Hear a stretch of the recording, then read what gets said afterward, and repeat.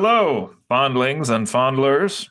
It's friends occasionally not disagreeing. The Fond Pod, the Fondcast. I'm Cody here with Joe tonight. We are Hello. not joined by the other hosts, as well, the Fond Pod hosts seem to have a COVID bug that we just can't seem to shake because we have another host with COVID this week. So here Feel we better, go. Brett. Yeah, is Justin 100% better now? I I think mean, so. some could say he was never 100% good, but That's a great point. But yeah, Brett is under the weather tonight, and he was going to try to make this one, but he said he's coughing too much and his voice can't take it, so he is out. And we toyed around with getting some guest hosts on this special episode here as well, but that also did not happen. So we got Joe and I here today talking some music because why we not? got the important guys. I mean, That's right. I just don't want to give up my slot as our listeners' favorite host. So And you gained another episode on Justin tonight, I so know got that going for you as well. I'm gonna have to keep sending diseases his way. He really needs to check his mail before he opens Yeah. it, boy. Can we say that on the air? Anyway, what have you been up to, Joe? What have I been up to? Not a whole lot. Hmm. Well, that's not entirely true. Last weekend, my wife and I went to a Grand Rapids Griffins game, which is our local AHL hockey team, which is actually kind of the farm team for the Detroit Red Wings, who we are big fans Okay. of. I've lived in Grand Rapids for going on 7 years now. That's crazy. Jesus. And I mean, my wife and I are both big hockey fans, big Red Wings fans, and for some reason, we had never been to a Griffins game, Really? even though the arena they play in is literally 10 minutes from our house. And there's parking everywhere. It's great. So we, oh, sorry, everyone. We changed that and went to our first game, and it was a lot of fun. That's a little shocking that Um, you hadn't been to one. yeah, it's one of those things like we've talked about it multiple times every year, and it just never happened. And then finally, one night we were just like, all right, we're gonna buy tickets right now. It's gonna happen. And yeah, it was good. So recommend going to see some hockey if it is available in your area. Yeah. Um, Other than that, I guess just a couple quick things. We've been rewatching Mad Men, which is one of my favorite TV shows of all time. I'm sure a lot of people out there have already seen it, but if not, I highly recommend it.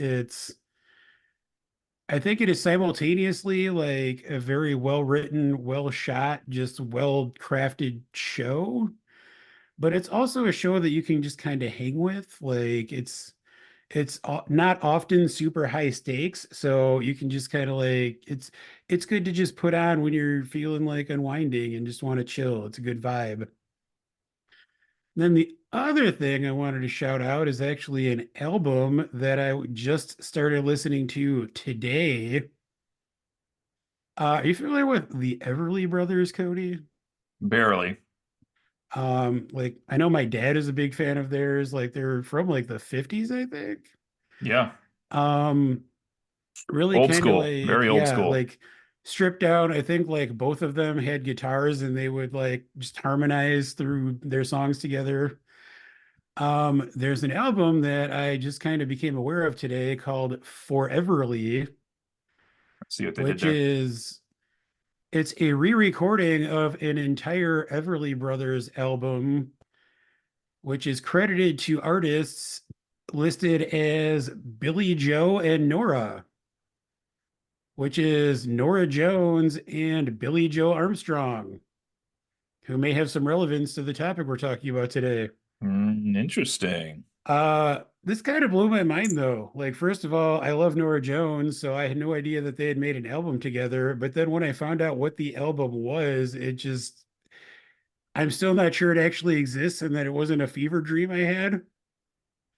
But yeah, it's an entire album of Everly Brothers songs, and they do them in like the original style. So Interesting. it's just like acoustic guitars and Billy Joe Armstrong and Nora Jones harmonizing, and it's fantastic. Like it's Really? yeah, I was like incredibly surprised. Like I'm probably going to end up playing that for my dad because he's a big Everly Brothers fan, and I think he might actually like it. So, Interesting. yeah, I mean, we can maybe talk a little bit more about Billy Joe Armstrong in a minute. But that is pretty much what I've been up to. How about you? Nothing. Oh, cool. Let's just Let's call it do good this. then.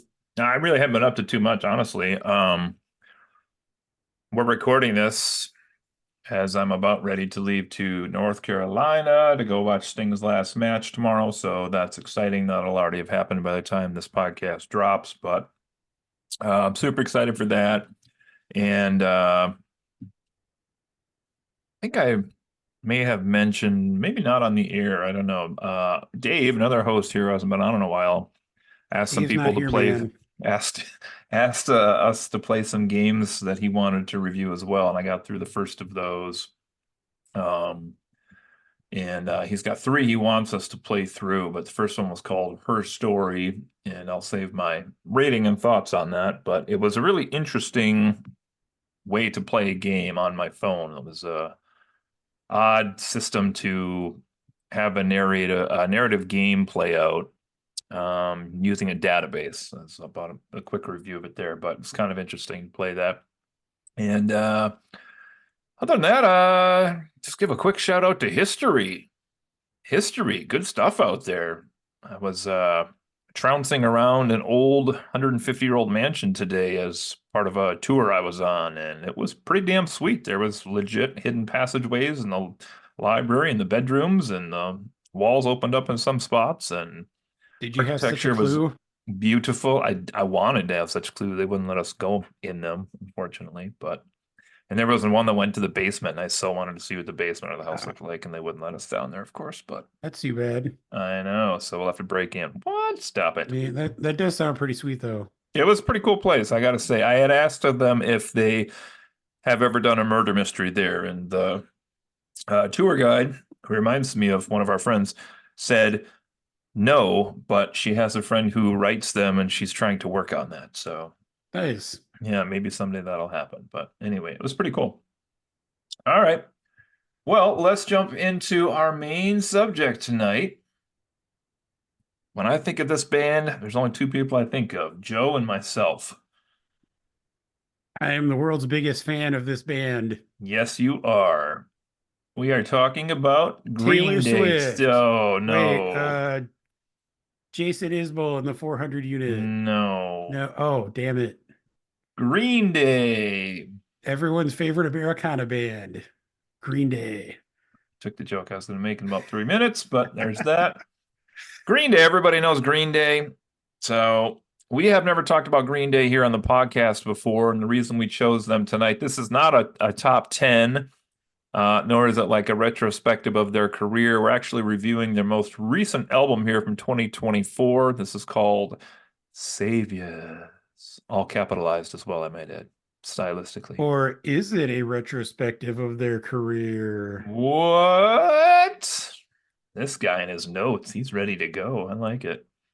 We've Uh, never talked about Green Day, Joe. So, like, before we got into looking at a new album by Green Day in 2024, is this a band that you have ever enjoyed or just came along for the ride tonight to check them out?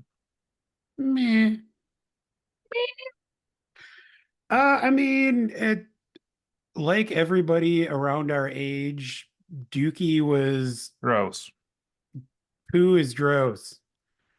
Um, no, I mean, Dookie was their breakthrough album, obviously, and that was just such an insanely huge thing when it came out that it was kind of hard to get away from. And as is the case with a lot of the bands we've talked to, my older brother had that album, and so I kind of ended up listening to it a lot, like with him, and also I think I probably recorded it onto a cassette or something. But I really like that album, and that was about it, honestly. You have not Uh, listened to Green Day since then? I mean, I've heard the singles, obviously, like Boulevard of Broken Dreams and uh, a few of the singles here and there, but I haven't really followed them. And I mean, it's not for any particular reason. I don't have anything against them. I mean, I've liked what I've heard of theirs. It's Okay. honestly punk slash pop punk just has never really been my genre. Kind of aside from that first album, I mean, it wasn't their first album, so don't give us any emails or anything on that, listeners, but um but aside from that album, like that just never has really been my genre. I don't want to get into, reasons why, because I don't want to offend anyone, but yeah, I mean, I've enjoyed the Green Day I've heard over the years. I just have never really actively listened to them. What's your relationship When with did the you band? last go to a Green Day concert? Never. One of, Although one of my friends who is a big Green Day fan is going to one of their upcoming shows, and he's super excited about it. He probably should have been here in my place, but he's not. I How many Green Day just concerts have you been to? Well, I'm about to tell you my Green Day history. I, like you, was super into Dookie when it came out. I've heard that about you. Has I don't I've I heard you guess don't it's always wait for it to come out. well, I guess it's has become kind of an iconic album cover over the years. I mean, it was hard to say if it's as famous as I think it is, or if it's just that I remember No, that's what the I cover mean looks it. like. You see it It on could be, t-shirts and stuff. yeah, it could be nostalgia, but I agree with you. I feel like it is iconic. So I followed most of their singles as well, I'd say, up to a certain point. There was definitely a time when I fell off. Like I'm looking at their albums here, and this is like I thought I saw somewhere this is like their 15th. Yeah, I was honestly kind of surprised by how many albums they have because I just was not aware of the fact that they had put out that many. It is the 14th studio album by 14th, Green okay. Day. Um, yeah, so at some point I definitely fell off whatever their singles were. I'm trying to look where that would be though, because American Idiot, I know those songs, or at least the singles off that, I think. Yeah, I don't know about past that. Um, I know I really fought for what was the song? Oh God, not Hitchin' a Ride, but it was on the same album as Hitchin' a Ride. Time of Your Life, Good Riddance. That was up for one of our possible options for our class song, and we lobbied pretty hard for that, and we lost the final vote on that, which I'm still bitter about. Of course, we originally pulled for Metallica's "The Memory Remains," but of course. that didn't make the final ballot. So, What was your class song? if I remember correctly, I want to say "Stairway to Heaven," maybe Zeppelin, because apparently they think they're in a different decade or something. I don't know, but I I think believe that's what it ours was. was End of the Road by Boys to Men. So, Oh, we should do a Boys uh, to Men retrospective. I bet we could get them on here. uh, I mean, I love Boys to Men. Just kidding. They're popular again now, actually. They're on all those reunion tours with all the boy bands and stuff. Hmm. Anyway, Anyway, back to Green Day here. So you asked me the last Green Day concert I went to, and I had to look it up. It was August of 2021 was the last Green Day concert I went to. At how many Green Day concerts did that make for you? That would have been my one, two, three first. That would have been my first Okay. Green Day concert. So it was funny because they were one of the three quote unquote co-headlining bands that year when they did the Hella Mega tour. And they were the fourth band that I was the most excited to see. Well, that was my next question is, was it just Green Day or was it like a No. tour that they were on that you saw? Because Yeah. that made more sense. Yeah, they were with Weezer, who I'm a big fan of, Fall Out Boy, who was really good. Green Day was the last band, and then they had the Interrupters open for them, and I actually also like them more than Green Day. But so it was, it was a fun concert, but it was kind of weird for like the last band to be the one I was the least excited for. Same thing happened when I saw Bush in concert. Actually, was they were the headliner, and I was like, this is the band I care the least about out of these bands. But I would anyway, see Bush. Clink. HW or. Yes. just age. So how was your experience seeing Green Day live? They were okay, they were pretty rocking. They played it at least at that concert like they were definitely the headliner of the three because in my head I thought it was a really curious experiment. They had Weezer as the opener and Fall Out Boy in the middle, but between those three bands, I was like trying to substantially quantify like which should be the closing band. I guess it should have been Green Day for Probably Green Day. I mean, longevity and stuff. I would say that's probably the right order, honestly. Like I like Weezer, but I feel like they, especially over the past decade or so, have not been very popular. Yeah. I actually they played here in Grand Rapids a couple years ago. It was Weezer and Pixies, and Hmm. tickets were like $35. And you went? We didn't go, which honestly I regret. We talked about it and I wish we had gone, but I think we had something else going on Where is that your mind? day or something. Ha. Um, but anyway, Anyway. All right. Well, again, since we've never touched on this band, we're not going to spend long on this here, but basically everybody knows Green Day has the three primary members. I guess I didn't even know this. If you go far enough back in their history, they do have a couple of other members who were there for some of those what? early years. Pat Smear. But no, wrong band. Oh, But did you say Pap Smear? Pat Smear. Oh, my bad. Yeah, so everybody knows Billy Joe Armstrong. Joe already mentioned with his Nora Jones duet. Apparently, I'll have to check out, I guess. I can't picture their voices together, though. That's the weird thing. It's not, it's like it's so much different from what you would think. Hmm. Like I was kind of shocked and amazed. I'll let me jump in here. Yeah. So my friend John Mark, shout out, who is like the world's biggest punk and Green Day fan that I know. Apparently, Billy Joe Armstrong has like multiple side projects, and like they all have like different like kind of sounds and genres that he's exploring. Hmm. So apparently, he's actually like a kind of, broadly talented musician and not just kind of sticking to the one genre. So I'm honestly, after this podcast, I will probably explore his, output a little bit more and see what the rest sounds like. I like it. Yeah, that's pretty interesting. He seems like a fascinating guy. Oh, well, there we go. So Billy Joe, you got his lead vocals and guitar, and then you'd have Mike Dirnt on bass, backup vocals. And I always thought this last guy was the coolest when I was a teenager. Ah, Frank Edwin Wright the third. Why would you think he was It cool? just rolls off the tongue, man. Trey Cool, who had the what do you have like green or yellow hair back in the Dookie videos for Basket Case, and I just thought he was the coolest one because he would just look like he was like, hey, I'm basically looked like a skateboarder who they just threw in front of a drum set, essentially, went and colored his hair. You know what? I'm sorry to interrupt. I just decided that I don't have the time to listen to you whine. He'll always have the time to listen to me. All right, Joe, you said you have some quick stats on successes the band has had through the years. You're correct. Jason Isbell has had 8 Grammy nominations, of which he has Oh, won 6. wow. That is a hell of a record. That's 75%.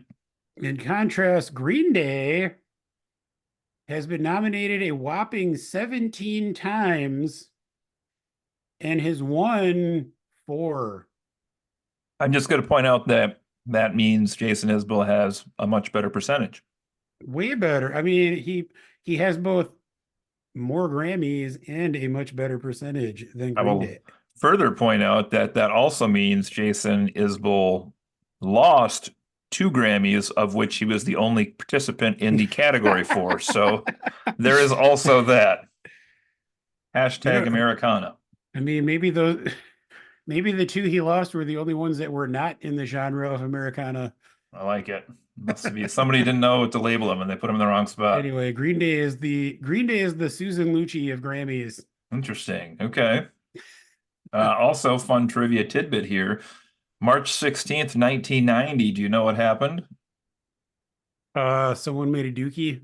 There was a concert that involved not only Green Day, but also a band called the Mr. T Experience. So there's that. What? That's kind of amazing. I pity the fool who didn't go, Oh, including you did it. myself, because it would have been fun. I But feel like anyway, we're trying to like avoid having to no. talk about this Let's album. get into Saviors, everybody. It's the new release. Let's get Let's into it. do it. Okay, so we did some notes on this, but I think we went slightly different methods here.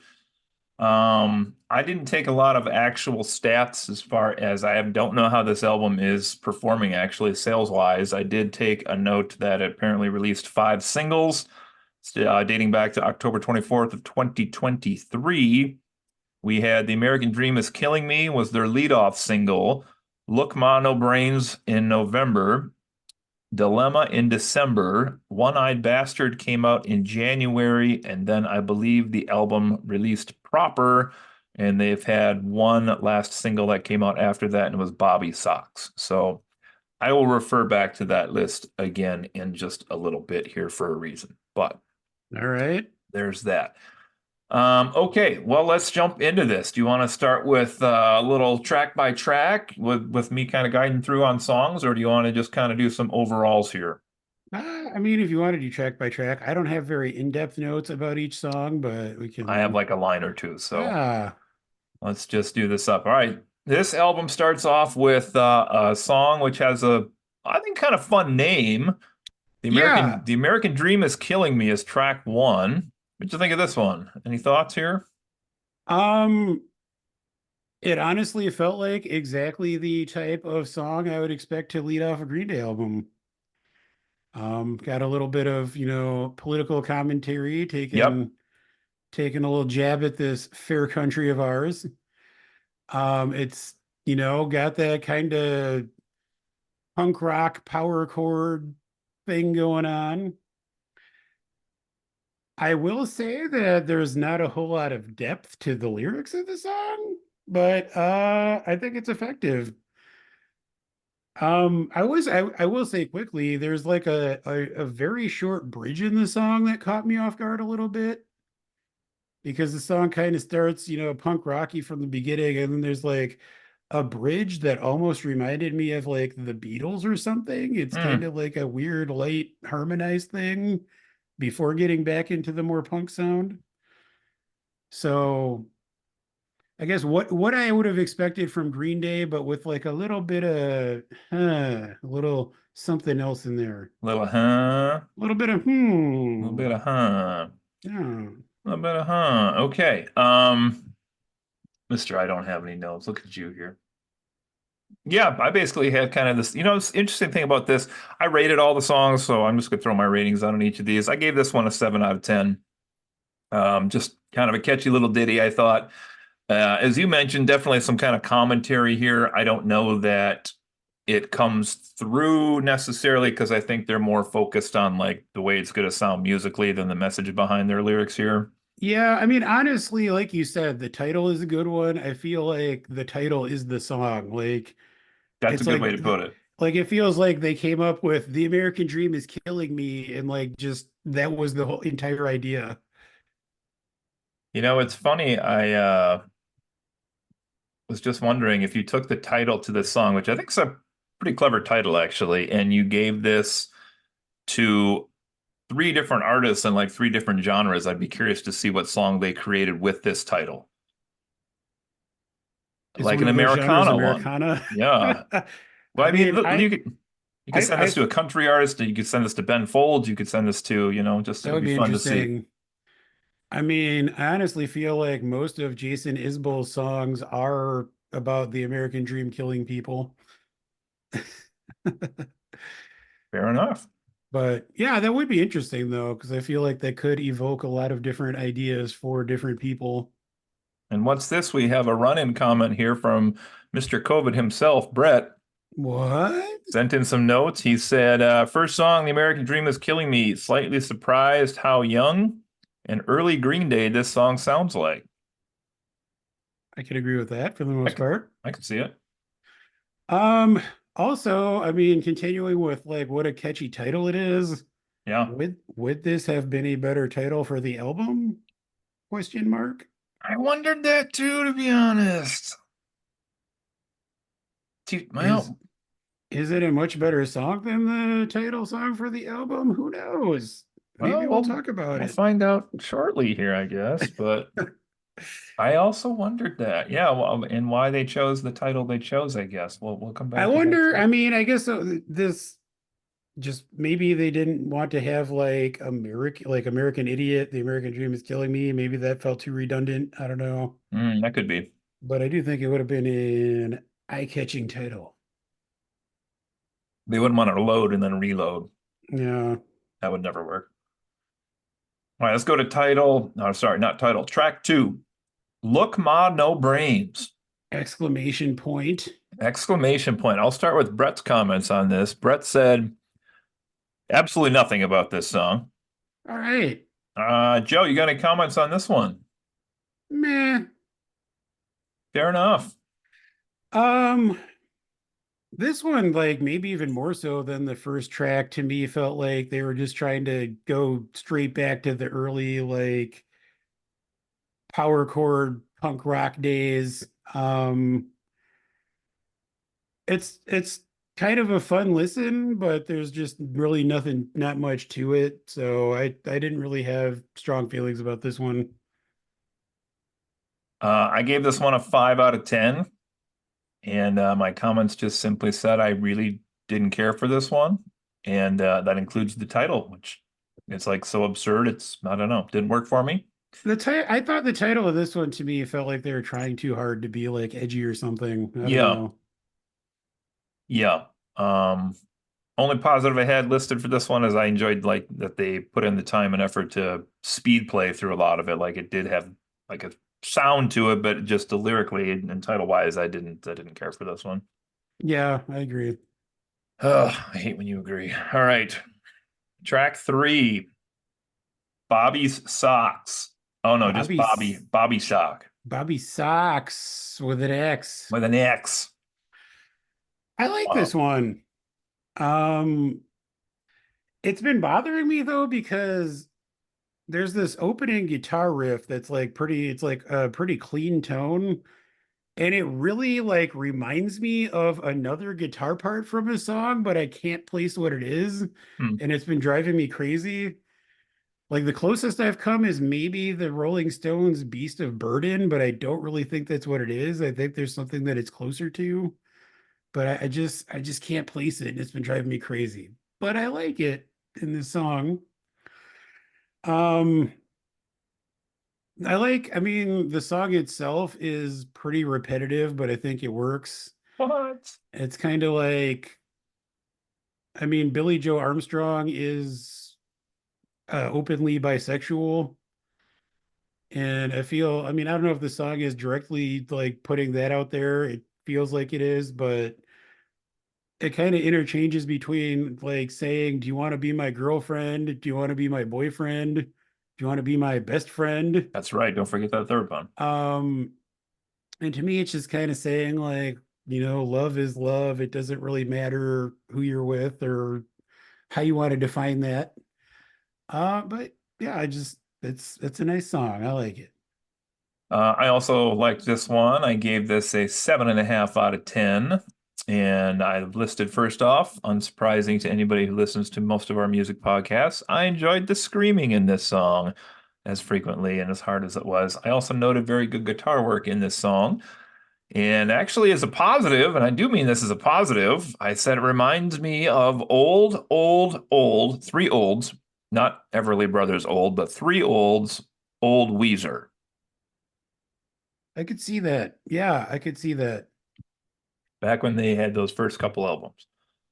All right, our boy Brett says Bobby Sox immediately sounds catchy and unique from the first two tracks.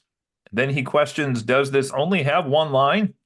Then he says kind of only needs one line. Then Yeah. he says might have been even better though if it wasn't so repetitive. I like the journey he went on. Does this only have one line? Maybe it only needs one line. I wish it had more than one line. Stream of consciousness brought to you by COVID. That's amazing. All right, let's go to track four, One-Eyed Bastard. That's what I Uh, call my junk. Jeez, oh man, there it is. I'll start first on this one. I like this one quite a bit. I gave this You an would. 8 out of 10. Wow, that's too Yeah. high. Enjoyed the swearing in this song and tried to place it as I usually do. I failed, but I'm close. There's somebody out there I'm missing, but I have it as 1/3 Dropkick Murphys, 2/3 Bad Religion, but it's definitely very punk sounding, and I did enjoy that about the song. You left Pink out of the equation. I don't have Pink in my equation. I feel like the main riff is reminiscent of that one Pink song that I can't think of the name of, but it's where like na na na na na na, I'm gonna start a fight or whatever. Like Yeah. it's reminiscent of that to me. Okay. Um, So I- what? That's called So What? yeah, that song. I feel like it's maybe a little too reminiscent of that song, but Okay. that's neither here nor there. I like the song. I don't think I like it quite as much as you do. Mainly because they're really this is going to be an ongoing complaint, which I apologize for. Maybe I'm expecting too much. But again, there's just not a whole lot to the lyrics in this one. That being said, I do like a good fuck you song, and this is a pretty good fuck you song. So I mean, I'm not giving numerical ratings, but it's Yeah. enjoyable, but I don't think I liked it quite as much as you did. Brett just had one line in this. He said, I don't know what to say about this song, but I like it. That's fair. So I guess he's right there, I guess. All right, let's head to track five. This is called Dilemma. What do you have on this one, Joe? Uh, Man, I have really real dilemma when trying to figure out what to say about the song. Right? I like this one. It's apparently about Billy Joe Armstrong's struggles with addiction and recovery. Okay, look at you with Mr. Notes. I mean, Google told me that. Well, I didn't Google, so I do. I mean, I once again, I kind of wish there was a little more depth to the lyrics. I think that that is a topic that is, very important for people to discuss. It's definitely could tie into some messages that could help some people. As it is, I think the song's pretty catchy. Like I enjoy it sonically, but I do think that he could have maybe done a little bit more to explore that particular struggle. okay. I'll let Brett go next here. Brett said, good example of a dynamic songs on this album. The line, I don't want to be your dead man walking, could have been sung plainly both times in the chorus, but he finishes it the second time by basically screaming it. And then he also said, musically, he noted that the song has two bridges back to back. I'm assuming that means he liked that, or maybe he just Yeah, noted. He does have some wrap-up thoughts at the end I haven't looked at yet, so we'll see what he has to say there. well, cool. Um, I gave this one a 7.5 out of 10. I just said I really enjoyed the thrashing chorus of the I don't want to be a dead man walking. But this actually could have been even higher rated for me, like maybe in the eights, approaching a nine, even if the rest of the song had been rounded out as the chorus is. But unfortunately, they go for like this weird tonal change on this one where it's like screaming this chorus to us. And then I'm going to use a three-word phrase here, which I described a lot of this album as. You ready? Yeah. Fountain pop rock. All of these songs sound to me like they could be while I'm sitting in a spinning chair eating ice cream at some kind of fountain shop. And this one, unfortunately, like the lyrics for the verses fall that way, but he's like, Yeah. and I think they were going for that like juxtaposition, but it just didn't fully work for me here. But I did like the song overall. There we go. All right. Track six is called 1981. Is that the year you were born? No, How old are you? older than that. 1980? 1980 for me. Oh man, you're ancient. I know. Um, Do you have it in your notes why this song is 1981 and what's the significance here? I'm assuming the I band do is older not. than I, so I do not know what the significance is. I mean, this seems to be about the Cold War happening in 1981. I don't have any notes about like the background of the song. I really like the song though. I think it's maybe the rockingest track up to this point. Uh what what do you define as the rockingest track? Oh, we're so it's different. a it's a it's a rocking song. Jesus. What? Anyway, I like the song. I actually do like the lyrics here. Uh I wrote down she is a Cold War in my head and I am East Berlin. Yo. um it feels like he actually tried a little bit more to write some like clever and interesting lyrics to this song. Um, and yeah, I like the song. All right. Brett says for 1981, and I quote, and for my thoughts on this one, I wrote 6.5 out of 10. Okay, period. Just plain, period. Well, you're wrong. Well, I'm happy that we disagree. Nothing brings me more hope than when we disagree. Let's talk about that weird track number 7, Goodnight Adeline. My goodness. This seems like one Joe is either going to like or not like. I don't know. You here are Joe's thoughts on Goodnight Adeline and Cody. What are your Ooh, I'm kidding. Honestly, the song caught me off guard when I first heard it because it's like a more slow ballady kind of song. It almost reminds me of an Oasis song. okay. That's interesting. Like I feel like it has kind of like a British pop kind of sound to it with like maybe a little bit of a slightly harder edge. Yeah, Um I can see it. I also wrote down I feel like it shows a maturity of songwriting and production that it feels like it's maybe slightly above the previous songs in that regard. This is, I feel like up to this point, we've kind of seen hints of something different, but it largely felt like they were still trying to sound like Green Day. And Yeah. this song, I feel like it's maybe trying to show us something a little different. And, maybe there are a few other songs that follow that do similar things, but we'll talk about those. Okay. I liked this one quite a bit too. I had 7.5 out of 10 on this one. Just said I really liked the singing, very soulful.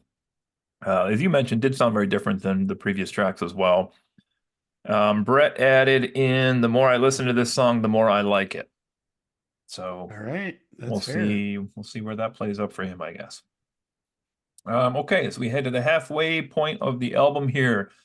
Oh, I'm gonna let Brett start off on this one. This is track 8. This is Coma Coma City. City, Brett's Coma comment for this one say, City, "What's the name of this Coma song?" City, That's all he Coma had. City, Coma City. It's the entire song, ladies and gentlemen. There it is. I did So he not apparently thought it was really repetitive. what I also said too simple and repetitive. I Six and a also half. said a little too repetitive. Yikes. Uh the internet claims that this is like an anti-police song and there's like a line in there about call the cops, but they're not going to do anything or something. But Okay. it's just I didn't really care for this song. It's Nah, meh. meh. Well, then we get up to track 9. This is where the album really starts to pick up. Corvette Summer. What do you got here for Corvette Summer, Joe? I mean, I got a little bit of cowbell is what I got. That's what Brett put as well. I didn't pick up a cowbell, I guess.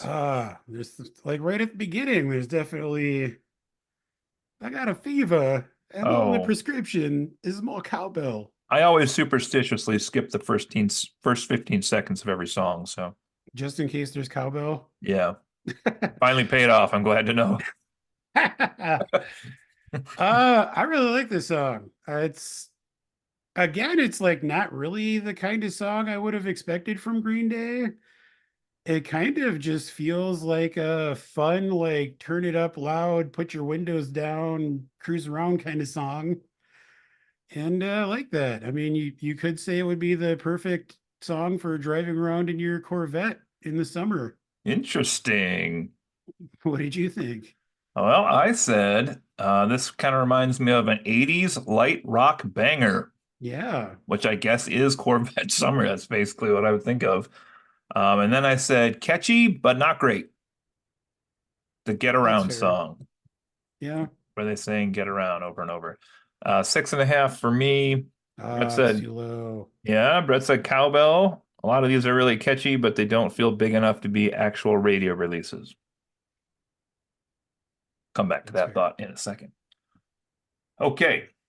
Track number 10 is the infamous Susie Chapstick. I should point out as well, I did dive a little bit into the Reddit boards regarding this album, Yeah. and I am not a huge Green Day fan. We've established that. I don't dislike them in any way, shape, or form. But the sheer volume of people arguing over which song they liked the best, and almost all of them being on this album being named by people on the arguments, I was quite surprised. Huh. They were really all over the place as far as the fans of Green Day deciding what the best songs on this album were. So that was kind of interesting to me as That well. is interesting. But anyway, Susie Chapstick, number 10. Brett has nothing on this one because he hates chapstick. He's more of a lip balm Uh, guy. he's got those dry lips. Yeah, he does. I'm gonna let you go before me on this one. Oh, he's about to cry, people. Get ready. I have 6.75. I had to go to the What? hundredths on this one. Um, I said it's not a song that I immediately like, and for my rating here, that's still lower than a C, I guess, on the academic scale. But I did say I think I could see this one growing on me if I were to continue to listen to it over and over. I should say I listened to this album probably 4 times, I would say, in Yeah, preparation. I So, probably listened at least that many times. Honestly, I think I kind of agree with you. Once again, I have in my notes another intro riff that feels familiar, but I can't place it. There's just like something about the opening like guitar and chord progression that just feels like I've heard it before, but I can't quite place it. hmm. Um, I said it's another track to me that feels like it's reminiscent of a bygone era. I said that for some reason the Beatles kept popping into my head when I was listening to this album in Wow, general. yeah, you're really stuck on them. Um, and I think it's just, I mean, to me, this kind of sounds like if the Beatles had continued making music, like I could imagine this being kind of a song that would sound like something they'd make. Hmm. Like just in terms of the structure and like the melody and the harmonies. I like the song, but it's not my favorite. I honestly, if I was rating it, I probably would have scored it similarly to you. But I said I admire them taking a swing in terms of, trying something a little different sonically. So, Okay. Well, we'll keep marching right along here. Track 11 is called Strange Days Are Here to Stay. I only gave this one a 6 out of 10. The only thing I noted that I enjoyed about this song was there were some fun drumming sprees, but points in the song. Brett has no notes on this one at all. Anything from you here? I didn't really love this one, to be honest. There's this repeated line throughout the song. They promised us forever, but we got less. And it feels like that's supposed to be clever or something, but there's something about it that just bothers me. Like I feel like there needed to be a better lyric there than just we got less. I don't know. Yeah, like the But yeah, terms. I just didn't love the song. Disconnect with the terms on that. Yeah. It's like more and or less than fewer or something. I don't know. Okay.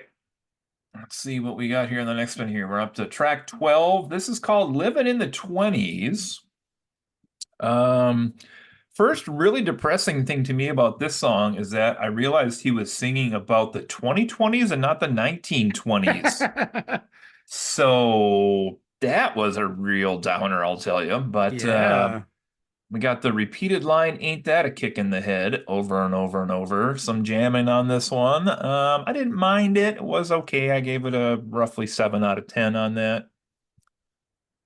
And let's see. Brett has a note on this one. He said, "I wasn't really feeling it, but then it came in with a brief but screaming guitar solo." So there's that. Anything from you on living in the 20s? I got a robot and I'm fucking it senseless. Pew, pew, pew, pew, pew, pew. But enough about my personal life. uh If this this isn't my podcast gets canceled, I think we found the title for our next I like this song. I didn't love it, but I felt like it had a little bit more bite to it than some of the other tracks. It seems to be, commenting on how messed up this decade has already been. It kind of names a series of, hot button topics slash like, rip from the headline kind of things. Um, yeah, I thought it was a fun listen. It's not amazing, but it was pretty solid, I thought. I gotta ask a favor here, Joe. Would you go first on number 13 for us?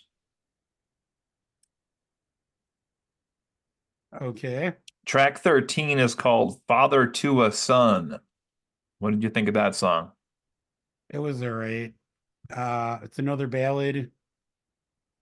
Uh, I literally have like 10 words worth of notes on this.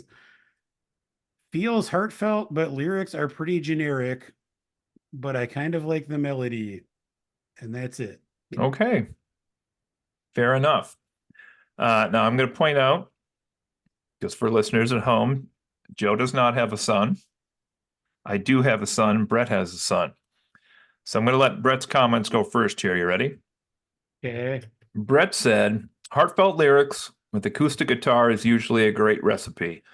Really has a nice sound to it. The message hits home, but I wish there were more verses. Like if I were writing this song, I would have a lot more to say and more specific things." So a little bit of mixed message there for Brett. And then I wrote in mine, I'm going to read you this verbatim. It says, "As a father with a son, this song spoke to me. And what it said was, next song." I gave it a 6 out of 10. I said, not a lot here. Might not even be a 6. Honestly, I was kind of disappointed in this one because with the title, I mean, obviously, change the title slightly and just go listen to Father and Son by Cat Stevens. that's a way better song. Yeah. Like, not even close, better. I just, you're taking a risk when you pick a song title that's that because obviously people are going to know what this is about. And it was nice and ballady. I did say that in my notes as well. It was good, but just felt like a missed opportunity here, sadly. I agree. All right. Well, Joe, it looks like we've come to that point where the title track is buried way down here at number 14. This is Saviors. Um, let's see. Brett has 0 notes on this one. And my only notes said, "This is the Calling All Saviors Tonight song." I did give it a 7 out of 10, but that might be a smidge high as well. This just didn't do anything in particular for me. It was like generic, average Green Day song. Did you have more comments on this? You had mentioned something about the title track earlier. Literally, my only note is not sure this is the strongest title track, but it's I. Did you actually write that? I did. That's amazing. Yeah, it's okay. I mean, it's not like offensively bad or anything, but it's not great. I don't know if it was worthy of being the title track of an album, but I don't know if that's my place to say. Well, so I'm thinking about that too, and like I have done zero research as to why, but why might they have chosen this as the title track? It does seem like, Uh, are they calling themselves the saviors? Are they calling for saviors? I don't really know what the purpose of this is, I guess. I honestly don't know the answer to that either. Calling all saviors tonight. They keep saying that. So I don't know, man.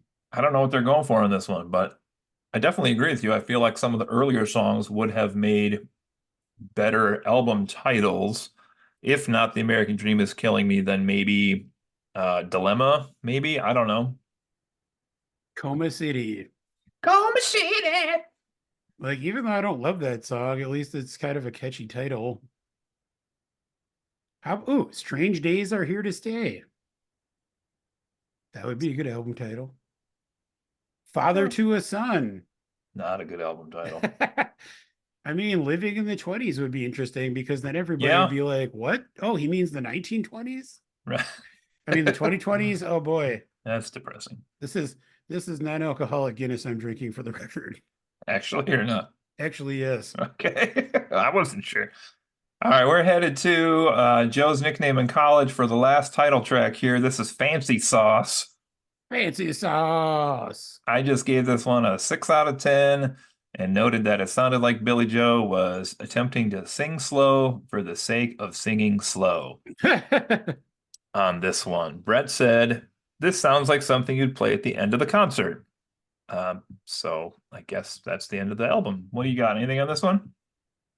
No, I said I thought it was a pretty fun song as an album closer, but well, I like the harmonies and the chorus, but I mean it's, overall it's enjoyable, but not, amazing. Yeah. Well, that's the track list. Let's see here. I feel like maybe Brett has actually more notes on the end of this than I do. So I'm sure maybe he has more notes than me, so let's see what he has to say maybe. should we have him go first? Yeah. All right. Brett said, and he does say these are general notes. I guess these could have been sprinkled throughout, but I was just reading them the order he gave them to me in. Brett said he doesn't know if he's heard another Green Day album other than Dookie, which I guess based on the three of us is why we haven't done a long career retrospective on these guys. Almost every song feels dynamic and has energy and life. It feels like most bands at this point in their career feel stale, but these do not. A lot of the songs feel very simple lyrically, as in one line repeated several times in a row. If you are lyrically minded, you may not be too impressed.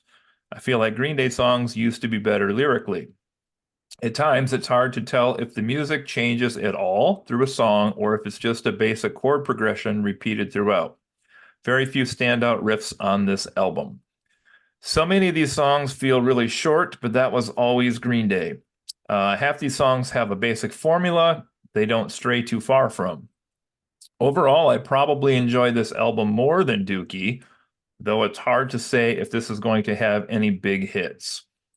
Brett then says his favorite songs in order. He does have some ratings on these. I didn't see that. Um, we'll have to ask him about this when we see him next time. He says favorite songs in track order. That's why. Okay.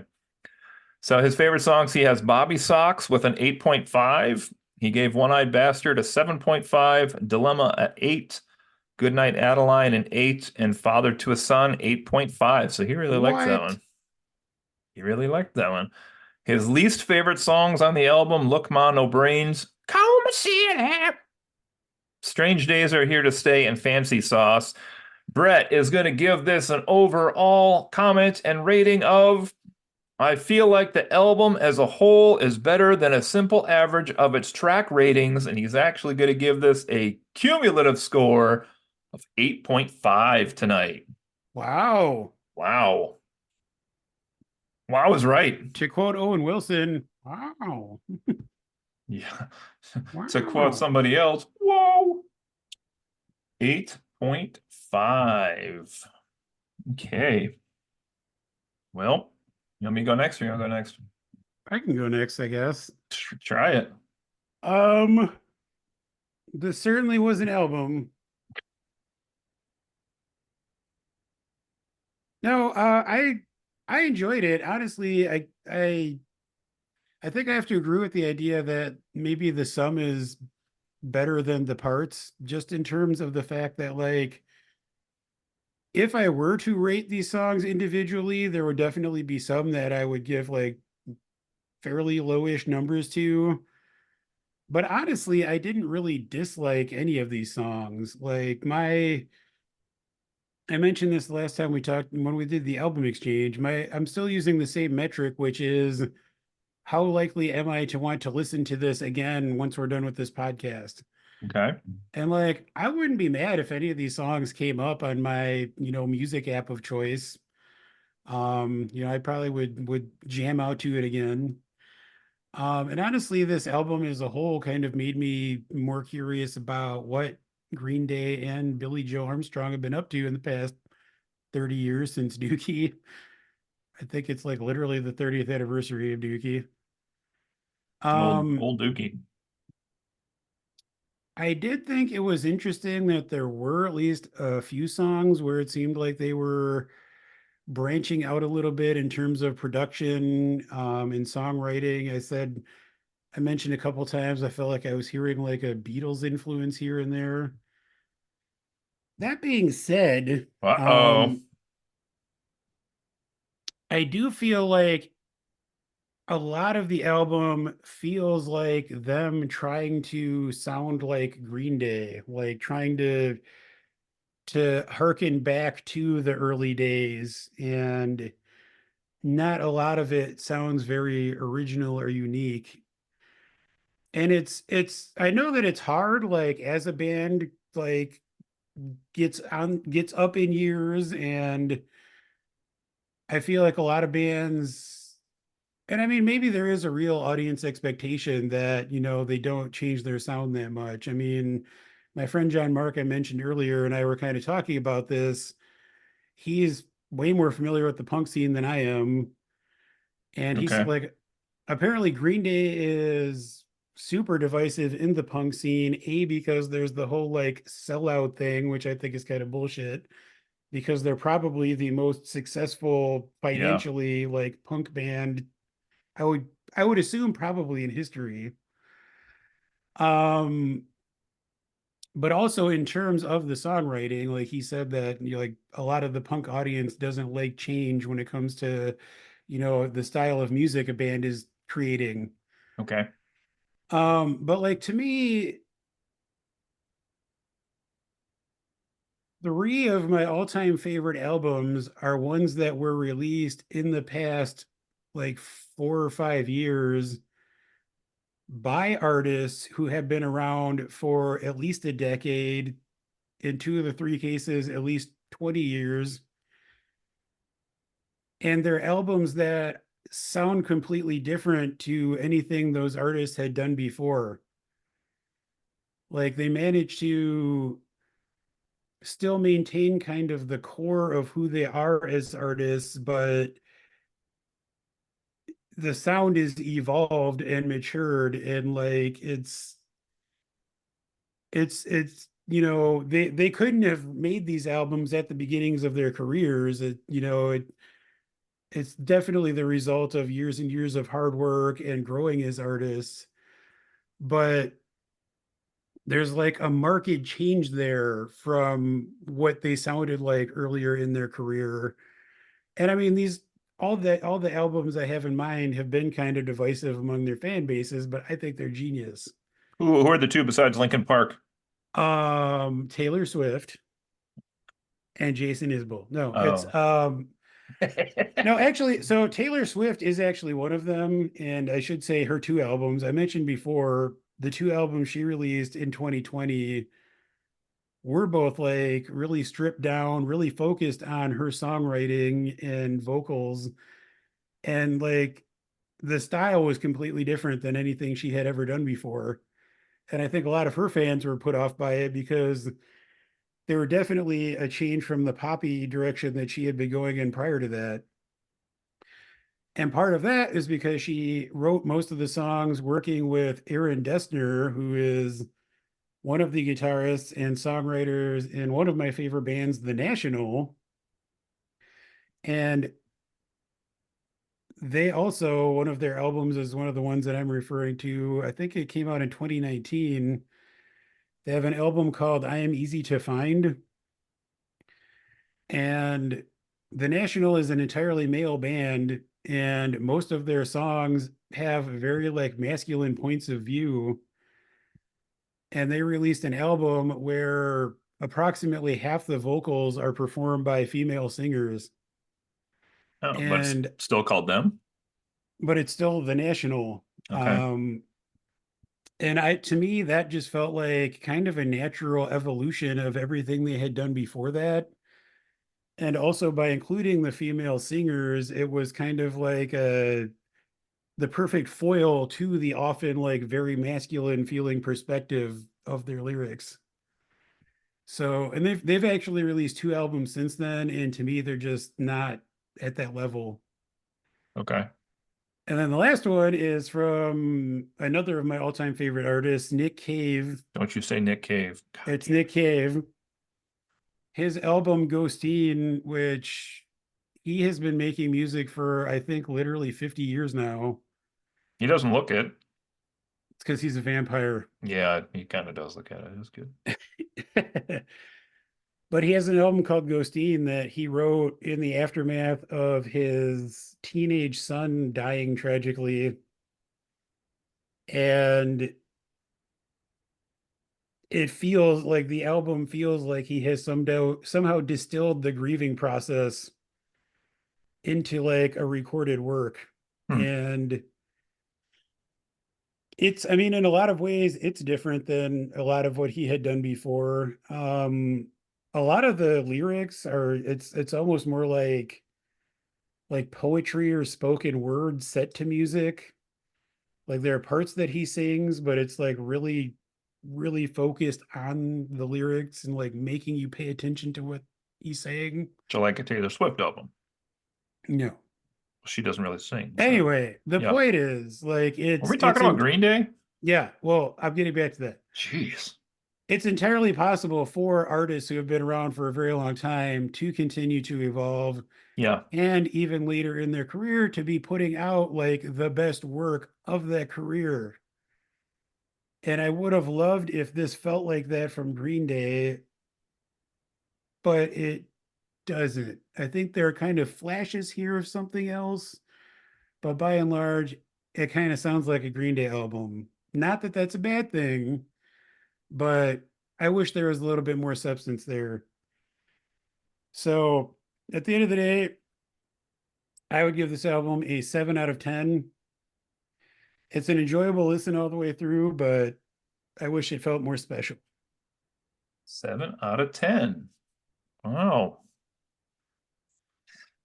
I didn't think you were gonna go that high, to be quite honest. Well, to be honest, I went back and forth a lot, but probably I would say like somewhere between a six and let's call it a 6.5. I'm gonna change my vote I and don't say mean to 6.5 influence out your of 10. number based on me No, I honestly I had telling you 6.5 in that. my head for most of the day, and then at the last minute I changed it to 7, but I think I'm gonna go back to 6.5 out of 10. 6.5 out of 10. All right. Okay, well, I have to say I definitely have some similarities here to your score, and some of your thoughts as well, I might add. So, um, I do agree that it sounds like a Green Day album. I I don't know that I fully agree that it sounds like a lot of their older stuff per se.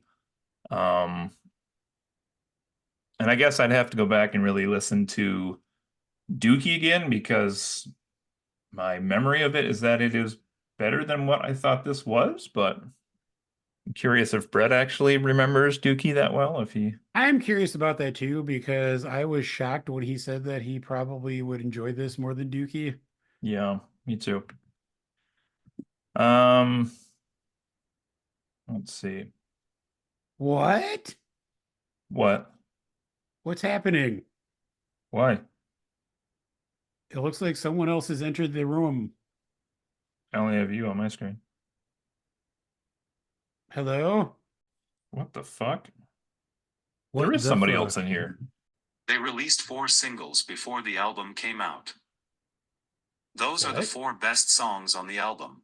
What? It is certainly better than their last steaming pile of Dookie, Father of All. This See what album you is did there? not Oh, nearly what? as good as Revolution Radio was.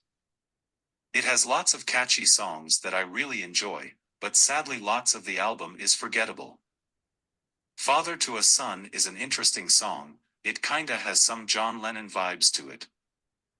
Many don't like that One-Eyed Bastard starts like a Pink song, but the rest of the song is some of my favorite music on the album. Told you it sounded like a Pink song. Some songs were phone-ins and an attempt to say, hey, we are still punks. Let's be honest, though, they are in their 15s singing about, give me my rock and roll. 1981 is great, but that's because it was the year I was born. I was super excited for the album to drop and I really enjoyed it. This is an old robot. Overall, it was a solid 7.5 out of 11.3. Yeah, you heard that right. A solid 7.5 out of 11.3. Fuck your rating system. I don't know what that voice I just heard was, but I'm pretty sure that's what happens when you have a robot and you're fucking it senseless. That is a comment sent in by the one and only Mr. Matthew Heinzel That to us tonight. Heinzel, what? So, yes, An actual Green Day fan, an yes, actual virtual Green Day fan. he said to make sure that we rate this a 7.5 out of 11.3. I haven't done the math on what that comes out to yet, but he said he called it Steiner math, referencing one of the most famous wrestling promos of all time. That would be approximately a 66%. 66, Yep. 6.6, What? 66%, so like a 6.6 on a Yeah. 10 scale. Yeah, about that. All Yep. right. Well, thanks to Matt and Brett both for sending in ratings tonight. I still got to finish up my thoughts on mine. God, I hate when we have these unannounced guests on the show. I'm just gonna do it quick. I thought it was okay. It's not something that really stuck in my brain for all that long. I might actually try to listen to this Coma one. Come and City. sit. Coma I'd love to City. see an Axl Rose version of that song, but Hi, yeah. some of these songs I might start to like if I listen to them enough times, but I don't know that there's enough here motivating me to listen to them enough times to begin with. So, In your um, Corvette in the summer. Turn on some Corvette Summer. yes. I don't know what this voice is. It's like Jewish mother or something. You sure that's alcohol-free Guinness there? I'm positive. All right, fair enough. Well, anyway, long story short, I gave this a 6.85 overall, which is when you had it out of 7. I was like, oh, you liked it more than I did, but then took it down a little bit. So anyway, adding our scores together tonight and dividing here, we get a grand total tonight of 7.11 for our overall, which is about fairish, I would say. Buoyed by Brett's 8.5 mega score. The heck, man. We could also talk about what about a 23.5%, which is Green Day's Grammy win percentage. Ooh. Interesting. Interesting. 2.35 out of 10, if you will. Average that in there. Average that in there. All right, so just about 7. Just a smidge over 7, which is, That sounds about right. that's about right. So I think that's it for Green Day Saviors tonight with Cody and Joe. And Joe, I'm going to ask you as we head out tonight. No, Oh, it's an no, easy one. It's an easy one. no. It's an easy one, I promise. I'm on drugs. If what? What? That's Weezer. Um, if you were, It's weed, sir. Wink. that's different. That's your local dispensary. If you were driving in the summer in a Corvette, who would you have Ooh. in the passenger seat next to you, assuming you were going up and down the West Coast? I don't know if Cruising that up and down the I don't know West if that Coast. factors, but that's where we're putting you specifically. Probably my beloved wife, because I wouldn't want to be having any fun without her. Okay, let's say she's in the back seat. Who's in the passenger seat now? Uh, uh, Florence Pugh. You'd put your wife in the back seat and Florence Pugh in the front seat? Fuck yes, I would, and I guarantee my wife would support it. But here's the question to follow up. Whoever you picked as the first person, which unfortunately for you is your wife, how come that person has the nickname Susie Chapstick? Listen, what she did before I met her is between her and the 50 guys that she did it with. Ay, ay, ay. Compliments are just flying loose and free here, everybody. Why didn't I say 37? I was wondering. I was God like, damn it. because we were on the road, not in the parking lot. That's why. Oh, goodness. All right, everybody. That is going to finish up here Green Day Saviors Oh, it's album gonna finish. review. Um, I didn't even mention those. We're headed out already, but I mentioned those first 5 songs they put out as singles. If you didn't catch that, I Home said I was going to come back to City. that. Yeah, it's the first 5 songs on the album. Oh, really? Yeah, which 4 of which I loved, and one of which I thought was terrible, the Look Mono Brains, but Yeah, I could agree with that. it's kind of interesting. I guess they did a good job picking the singles, as it were. You know, a So song they didn't release as a single, Saviors. it's true. That's an interesting.